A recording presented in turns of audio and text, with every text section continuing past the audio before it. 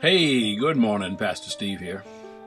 Day 5, Luke 2, 6 and 7. And while they were there, the time came for her to give birth, and she gave birth to her firstborn son, and wrapped him in swaddling clothes, and laid him in a manger, because there was no room for them in the inn.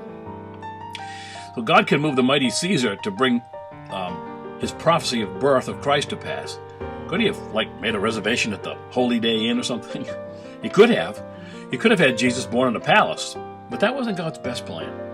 Jesus could have shortcut that whole nasty road to the cross thing, or humanly speaking, by just giving in to those very real temptations of the adversary in the wilderness in Matthew 4. But he didn't. Remember, he told Peter in the garden, Peter, put away your sword. If I want to, I can call 10,000 angels, and they'll deliver me. But he had to go through the shame and the suffering. And what if when they called out, if you are the Christ, come down from the cross and save yourself? He could have proved it. He could have, but he chose the Father's best plan instead. John Piper says, God's will was that though Christ was rich, yet for your sakes he became poor.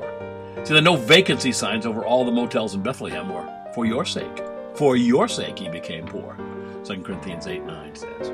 For our sake, he didn't have the 10,000 angels. He was on the road to our salvation. He didn't save himself on the cross because he was there to save me. I think of Michael Card's lines that run through the song Love Crucified a Rose, and in one of the first, and in the stall a cross he saw through the first of many tears. I often say, and I'm sure I heard it somewhere else first, Christmas is the first day of Easter. Though we remember his birth, let us never forget his name, Jesus, our Savior. As you consider the gift you will give and receive, please stop and remember the greatest gift, God's unspeakable gift. He's the Savior of your souls. You ponder that, Pastor Steve.